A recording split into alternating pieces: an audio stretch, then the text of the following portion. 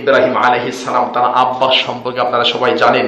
কোরআন কারীমের 7 নম্বর পারা 16 নম্বর পৃষ্ঠা, ওয়াইন ক্বালা ইব্রাহিমু লিআবিহি আযার, ইব্রাহিম আলাইহিস সালামের বাবা আযর তিনি যখন তার আব্বাকে দাওয়াত দিলেন, কোরআন কারীমের 16 নম্বর পারা 7 নম্বর পৃষ্ঠা 18 নম্বর সূরা 18 নম্বর সূরা মারিয়াম। এখানে কি বলছেন আল্লাহ, ভালো করে খেয়াল করুন তো।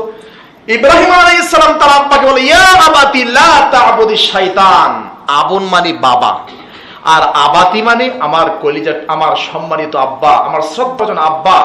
ইয়া আবাতি আবু লা তা'বুদিশ শাইতান, আপনি শয়তানের ইবাদত করিয়েন না। দেখেন 2, ইয়া আবাতি হে আব্বা ইন্নী আখাফু আয়ামাসসাকা আযাবুম মিনার রহমান, আমার কাছে ভয় হচ্ছে রহমানের আযাব আপনাকে ধরবে। দেখেন দাওয়াতের সিস্টেম, বলতে বলতে হ্যাঁ আপনি কি করেন, জাহান্নামে আপনি না গেলে কুকুরে যাবে, জাহান্নামে আপনি না গেলে ছাগলে যাবে, আপনি জাহান্নামে, না এটা দাওয়াত না।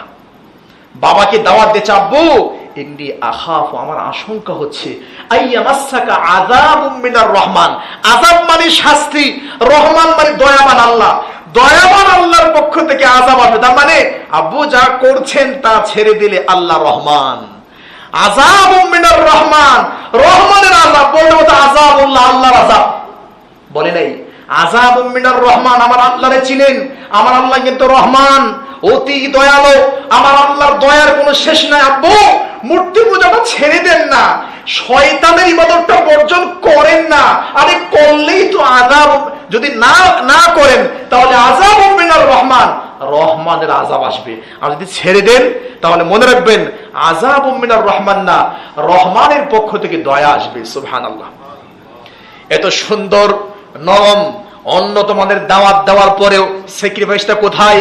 বাবা রাগ করে বলল, এ ইব্রাহিম লাইল্লাম তানতাহি, ইব্রাহিম তুমি আমাকে যে দাওয়াত দিচ্ছ প্রতিমা বর্জন করার জন্য, মূর্তি বর্জন করার জন্য, শয়তানের দাসত্ব থেকে মুক্ত হওয়ার জন্য যে দাওয়াত তুমি আমাকে দিচ্ছ, লাইল্লাম তানতাহি, থামো, এই দাওয়াতকে বর্জন করো, যদি না থামো লারজুমান্নাকা ওয়াহজুরনি মালিয়া, আমি তোমাকে পাথর মারতে মারতে হত্যা করে ফেলবো।